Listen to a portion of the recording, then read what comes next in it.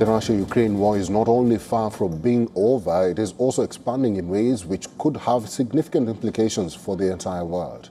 Russia has started the sea trials of nuclear-powered submarine, and not only Ukraine and the West, but the entire world took note. Again, with the US sidestepping, the European allies are coming together, putting up a united front to stand by Ukraine. More weapons, more aid, more support is being promised by the so-called coalition of the willing. Russian forces are unleashing another wave of missiles and drones across Ukraine as Kyiv struggles with a growing shortage of Patriot interceptors. At the same time, Moscow is putting a new nuclear weapon carrier through sea trials. From the Ukrainian battlefield to the depths of the ocean, Russia is displaying two very different forms of firepower.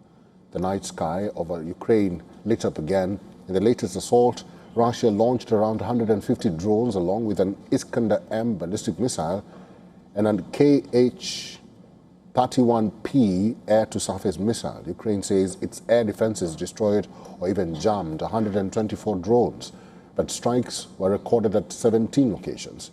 Kyiv says that Russian attacks across Ukraine killed at least 5 people and injured about 100 people. Chernihiv Oblast was among the hardest hit after Russia launched a wave of strikes following Ukraine's Independence Day.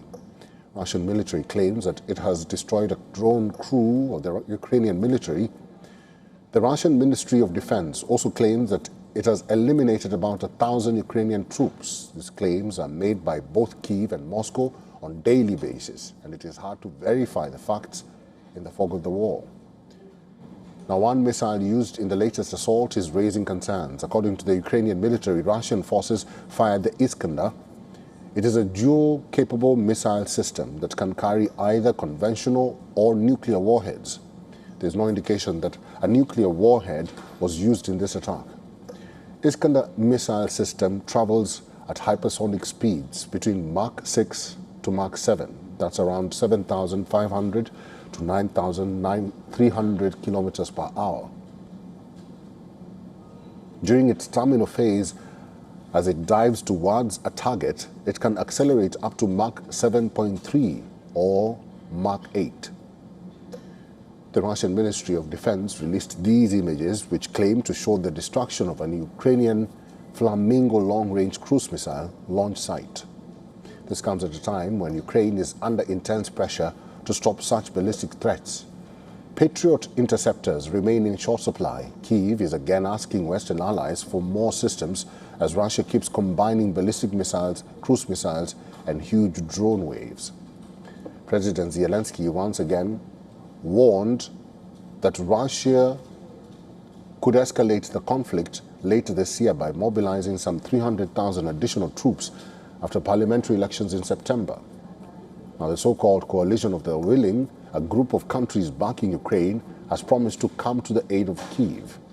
But one pressing problem remains largely beyond their control: securing additional Patriot interceptor missiles. The last weeks were very clear about the fact that we have to accelerate the delivery of interceptors. And we had this coalition, the Freya coalition, and the Integrated Anti-Ballistic Missile Coalition launched the 13th of July. I think it's very important that all of us accelerate in terms of delivery. We had a 2-hour discussion 2 days ago with Volodymyr, so I don't want to be longer here, but we will accelerate on the French side. On the battlefield, Ukraine is hitting back. Kyiv says its forces struck an oil refinery in Russia's Krasnodar region, triggering a fire. The refinery has a capacity of about 6.25 million tons of crude oil a year. Ukraine has increasingly targeted Russian energy and military infrastructure deep behind the front line. Yet the true strategic shockwave is unfolding far beneath the Arctic waters. Russia has launched sea trials for the Khabarovsk, a 10,000-ton nuclear-powered special-purpose submarine. The Khabarovsk submarine is designed to carry Poseidon underwater drones. Reports say the vessel is intended to carry up to 6 of the weapons.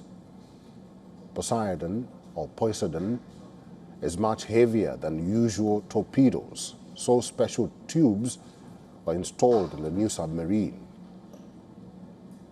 Poseidon is unlike a conventional missile. It is a giant nuclear-powered autonomous underwater vehicle designed to travel underwater over very long distances before reaching a target.